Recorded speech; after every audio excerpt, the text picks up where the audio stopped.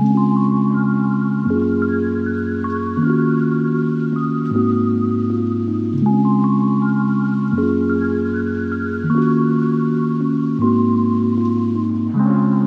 అండి, నమస్తే అండి అందరికీ. అందరూ ఎలా ఉన్నారు? అందరూ బాగున్నారా? అందరూ బాగుండాలి, అందులో నేను ఉండాలండి. ఈరోజు మనం అయితే టమాటా కొత్తిమీర పచ్చడి చేసుకుందామండి. దీనికి కావాల్సిన పదార్థాలు అయితే ఎండుమిర్చి, వెల్లుల్లి, కరివేపాకు, జీలకర్ర, మినప్పప్పు, శనగపప్పు, ఇంకా చింతపండు, సాల్ట్. ఓకేనండి, ఇప్పుడు పచ్చడి చేద్దాము.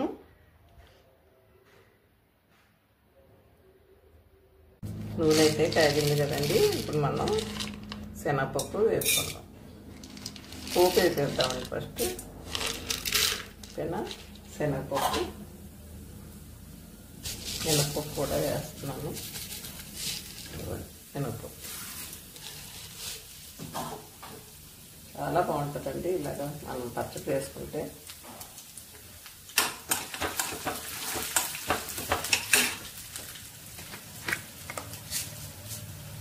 కొద్దిగా జీలకర్ర,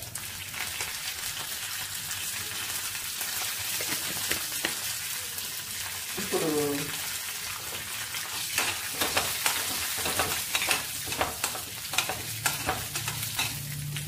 పప్పు వేగుతుంది కదా, ఇప్పుడు కరివేపాకు వేద్దామండి. అలాగే వెల్లుల్లి, మిరపకాయలు కారం అయితే ఎక్కువ పడుతుందండి.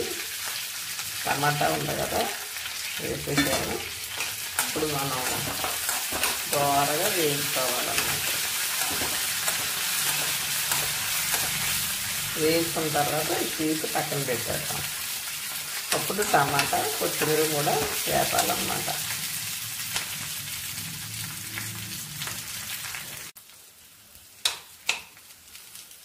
పోపు అయితే వేగింది కదండి, ప్లేట్లో తీసేసుకుందాం.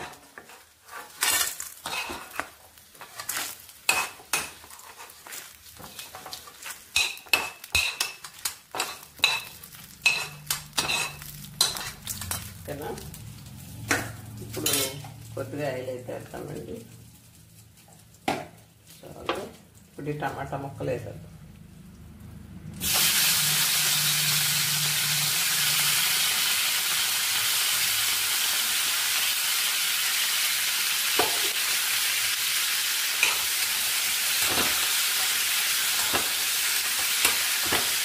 ఇది మగ్గాలన్నమాట.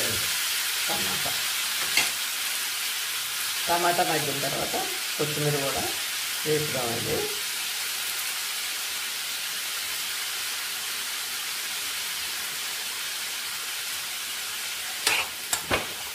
టమాటా మగ్గడానికి కాస్త టైం అయితే పడుతుంది.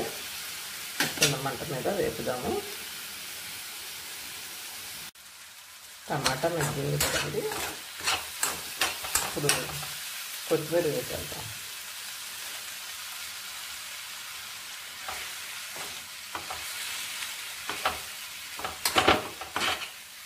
కొత్తిమీర కూడా మగ్గాలన్నమాట.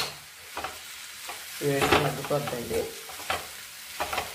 అప్పుడు మనం మిక్సీ వేసేసి రోట్లో రుబ్బితే ఇంకా బాగుంటుందండి. కానీ ఇప్పుడు నా వల్ల అయితే కాదు, చెప్పలేను. అందుకని మిక్సీని ఉపయోగించేద్దామండి.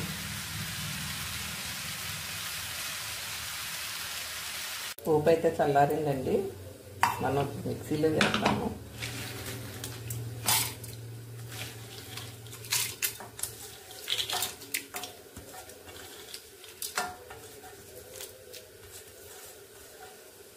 ఇది మిక్సీ పెట్టేసి ఫస్ట్ అప్పుడు టమాటా కూడా వేద్దామండి. నేను ఇందాక పసుపు వేయలేదు, ఉప్పు వేయలేదు. ఉప్పు అయితే నేను టమాటా వేసినప్పుడు వేస్తాను. ఇందులో అయితే పసుపు వేసానండి. మిక్సీ పెట్టేద్దాం. ఫస్ట్ చింతపండు పులుసు వేద్దామండి. అలాగే కొద్దిగా ఉప్పు,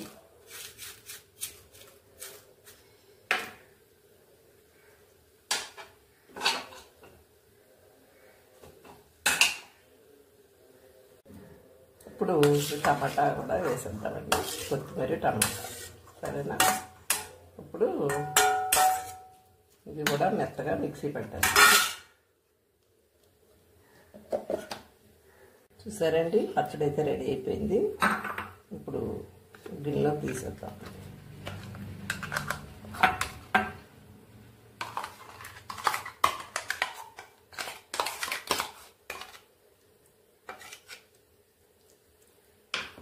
సరే, పచ్చడి ఇదిగోండి. టేస్ట్ చూద్దాం. కొంచెం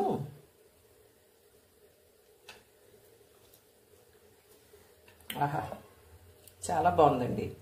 కాస్త నెయ్యి వేసుకుని వేడి వేడి అన్నంలో తింటే ఆహా, ఏమి రుచి అన్నట్టుంటుందండి పచ్చడి. చూసారా? మరి ఇంకెందుకు ఆలస్యం, మీరు ఇలా రెడీ చేయండి. కొత్తిమీర టమాటా పచ్చడి చాలా బాగుంటుందండి. ఆకలి ఎక్కువేస్తాను అన్నమాట ఇలాంటి పచ్చడి ఉంటే. ఓకేనండి, థ్యాంక్ యూ అండి అందరికీ.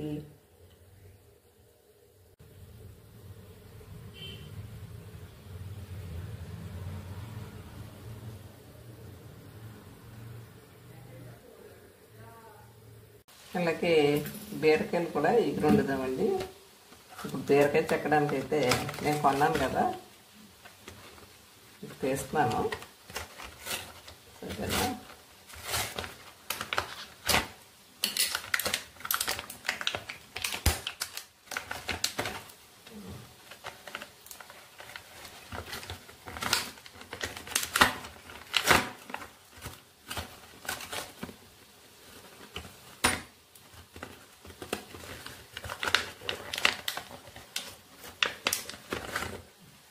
ఇదేమండి, అయితే తీసా.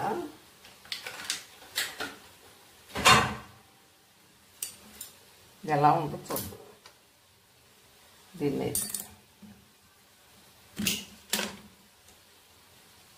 ఫ్రీగా వచ్చింది కదండి, ఇది మనకి గ్యాస్ లైట్కి వచ్చిందన్నమాట.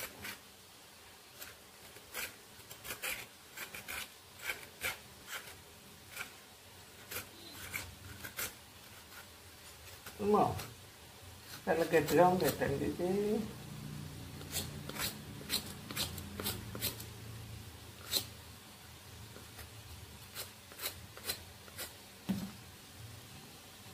ఇప్పుడు మనం బీరకాయ కూర కూడా వండుకుందామండి. బీరకాయ ఎగిరి అనమాట. ఈ పాలు వేసి వండుకుందాం. ఉల్లిపాయ ముక్కలండి, పచ్చిమిరపకాయ ముక్కలు వేసేద్దాం.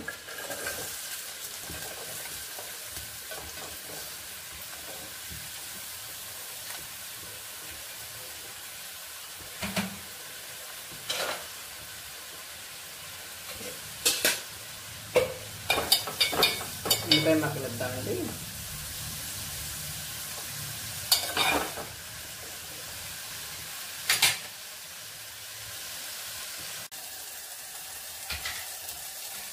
ఉల్లిపాయ వేగిందండి.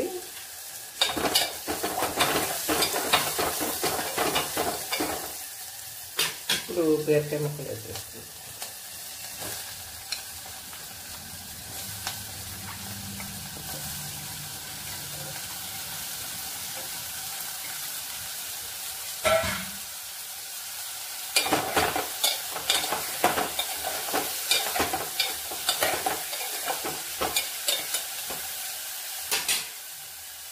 కొద్దిగా పసుపు,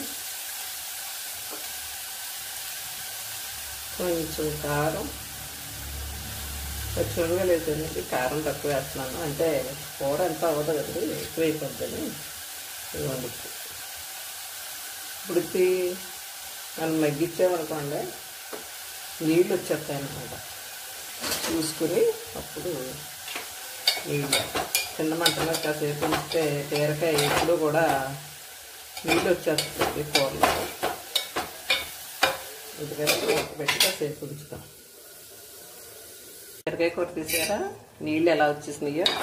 నేను ఇంకా నీళ్ళు వేయలేదు. ఇది కూడా భలే ఉంటుందండి. కొన్ని పాలు వేద్దాం, నీళ్ళతోటే ఉడికిపోతుంది ఇప్పుడు కూర అయితే. సరేనా? కొన్ని పాలు కూడా వేసేసి ఉడకబెడదామండి. ఇది కూడా కూర చాలా బాగుంటుందండి. పచ్చనికి అయితే ఇంకా బాగుంటుంది. అయితే ఈ నీళ్ళతోటే ఉడికిపోతుందండి. బీరకాయ కూర అంటే వేపుడు చేసుకోవచ్చు, ఇలా పాలేసి వండుకోవచ్చు, మూగ బీరకాయలా వండుకోవచ్చు, చాలా రకాలు వండుకోవచ్చు అండి.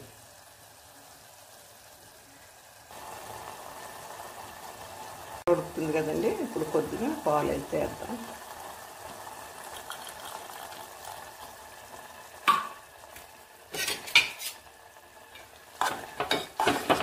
సరే, పాలు వేస్తే కారం కూడా తగ్గుతుంది, టేస్ట్ కూడా బాగుంటుంది, మనకు అన్నంలో కలుపుకోవడానికి కూడా బాగుంటుంది అన్నమాట.